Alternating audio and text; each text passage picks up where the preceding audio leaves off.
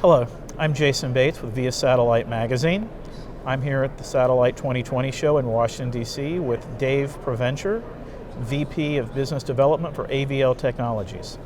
Thank you, Dave. Hey, Jason. Hey, can you tell me a little bit about AVL Technologies and what you're showing to your customers here on the floor? Sure. AVL's in land mobile transportable satellite terminals. We've been doing it for 25 years, and we're probably the largest supplier of this type of land mobile antennas probably in the world. Right? So we have the broadest product range of anybody.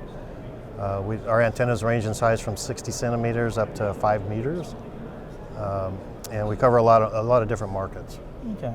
So what do your customers, in a broad sense, use these antennas for? Anybody that needs to get connected to, and get an Ethernet connection over satellite that's not plugged into the wall, right? So, or within an LTE bubble. So, yeah. So mobile communications. Anybody that's mobile, remote, needs high throughput. Okay. And your biggest markets currently? Military, both U.S. and foreign military, and also non-mil government markets. And you talked about the range of sizes you provide. What do your customers use the bigger antennas for? Can you give me an example? Sure. So a bigger antenna, let's say 2.4 meter, could be used as a hub station. In other words, you could put your network equipment is connected to a larger antenna, so you can serve a lot of remote antennas and get plenty of power into the satellite, and therefore out to the smaller antennas in the network. So 2.4 is a good size hub these days, especially at KU and KA band. And in fact, we have a brand new 2.4 in the booth this week, and it's set up to be highly portable. The 2.4 meter antenna comes in 2 cases that are baggage checkable, each case being around 90 pounds. And so actually one person can put it together. Better to have 2, but you can have one person put it together, take it with you. So the use case for that is if you need to go into an area where you need to put up a hub quickly and you're traveling light, you'd want to bring one of these terminals. Okay. And of course, there's also a broader trend across the sector for smaller and even more portable. What do you have in those areas, and what's driving that market? Yeah, so on the other side of the satellite from the hub, obviously, is the smaller, the lighter, the better. Mm-hmm. And the trade-offs there are what frequency band are you operating in, what kind of throughput data rates do you need through the antenna, and really how much power the satellite's putting out. But it's all driven by the user and convenience on size, ease of pointing, and data throughput. Okay. So 60 centimeters is, we're doing a lot with 60 centimeters now. 1.2 meters still a sweet spot, especially at KU band. And then we have antennas about every 0.2 meters from 0.6 all the way up to 2.4. Okay. And where would we see a 0.6 or a 1.2 meter deployed, for example?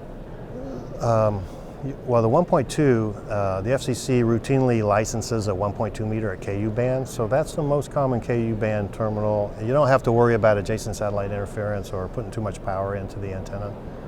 Smaller than 1.2, you do need to be conscious of how much power you put into the antenna, and you need to work with the satellite operators to get your link budgets and therefore control the power and the amount of throughput that you get in and out of the antenna.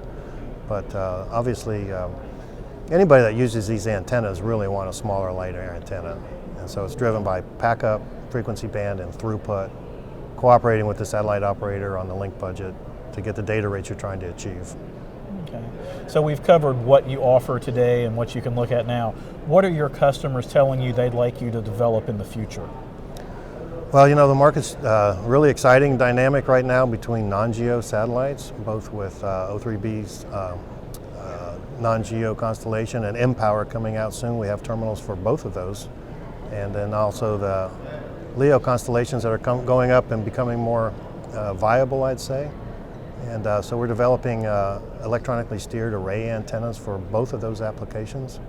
We have a contract with the U.S. Air Force to do a Ka band electronically steered array that should be able to operate over non-geo satellites, both stationary and on the move.